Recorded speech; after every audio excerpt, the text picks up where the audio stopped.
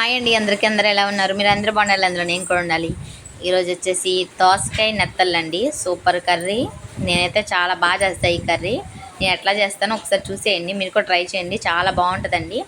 నెత్తళ్ళు అయితే ఇట్లా తలకాయ తోకలు తీసేసేసి ఒక 10 నిమిషాల పాటు వాటర్లో వేసుకొని అయితే పక్కన పెట్టుకోవాలండి. దీంట్లో ఉన్న ఇసుక అంతా కూడా అడుక్కొచ్చేస్తుంది. తర్వాత 1-2 సార్లు క్లీన్ చేసుకోవాలండి వీటిని.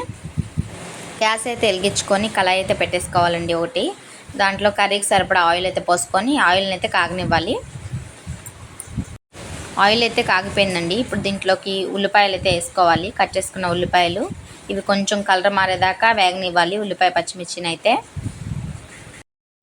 ఉల్లిపాయ ముక్కలు అయితే వేగిపోయినాయండి. ఇప్పుడు దీంట్లోకి నెత్తళ్ళు వేసుకోవాలి. ఎండు నెత్తళ్ళు ఇట్లా ఉల్లిపాయలు ఇట్లా ఉండగానే వేసుకోవాలండి. ఇట్లా వేసుకొని ఒక 2 నిమిషాల పాటు వీటిని కూడా కొంచెం వేగనివ్వాలి, ఎర్రగా వచ్చేదాకా నెత్తళ్ళు అయితే వేగిపోయినాయండి. ఇప్పుడు దీంట్లోకి అయితే దోసకాయ ముక్కలు వేసుకోవాలి. వేసుకొని దోసకాయ కొంచెం అయితే మగ్గనివ్వాలి.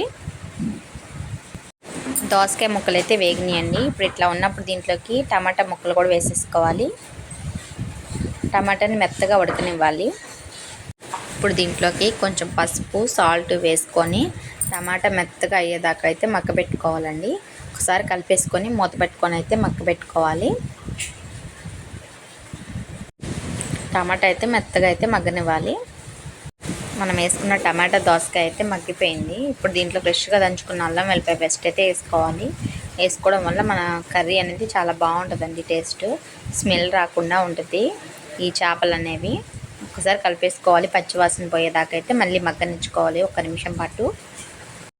మనం వేసుకున్న టమాటా దోసకాయ అయితే మగ్గిపోయింది. ఇప్పుడు దీంట్లో ఆల్రెడీ ఇంత సాల్ట్ వేసుకున్నాం కదా, కొంచెం సాల్ట్, కారం, నాన్ వెజ్లో కారం ఎక్కువ ఉంటేనే బాగుంటుందండి, ధనియాల పొడి, చికెన్ మసాలా వేసుకొని కారం పచ్చి వాసన పోయేదాకా అయితే మగ్గించుకోవాలి 1-2 నిమిషాల పాటు.